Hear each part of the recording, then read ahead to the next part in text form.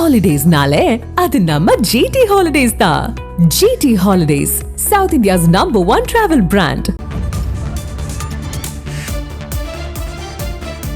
SIR திருத்த பணிகள் மேற்கொள்ள மேலும் 3 நாட்கள் கால அவகாசம் வழங்கியிருக்கிறதா தகவல் வெளியாகிருக்கு.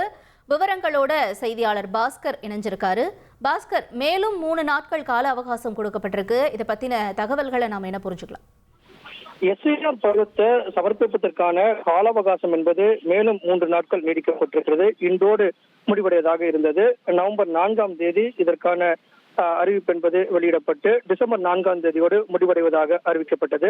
ஆனால் மேலும் 1 வார காலம் அவகாசம் என்பது கொடுக்கப்பட்டது. அந்த அவகாசமும் இன்றோடு முடிவடைகிறது. அதன் அடிப்படையில் தான் தற்போது அந்த எஸ்ஆர் படிவங்களை கொடுத்து பூர்த்தி செய்யும் பணி என்பது 99% பணிகள் முடிவுற்றிருந்தாலும் தொடர்ந்து படிவங்கள் சேர்வதிலும் பதிவேற்றம் செய்வதிலும் அதற்கான கால அவகாசம் என்பது தேவைப்படுவதன் அடிப்படையில் அனைத்து மாநிலங்களும் இதற்கான முன்னெடுப்புகளை மேற்கொண்டிருந்தார்கள். அந்த வகையில் எஸ்ஆர் பருவத்தை வருகிற 14ஆம் தேதி வரை நீடித்து அதற்கான உத்தரவு என்பது பிறப்பிக்கப்பட்டிருக்கிறது.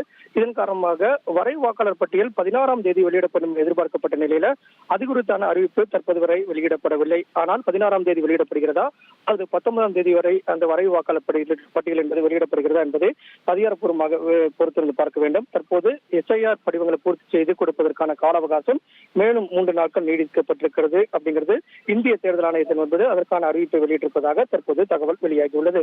உங்களுடைய தகவல்களுக்கு நன்றி பாஸ்கர். ஹாலிடேஸ்னாலே அது நம்ம ஜிடி ஹாலிடேஸ் தான்.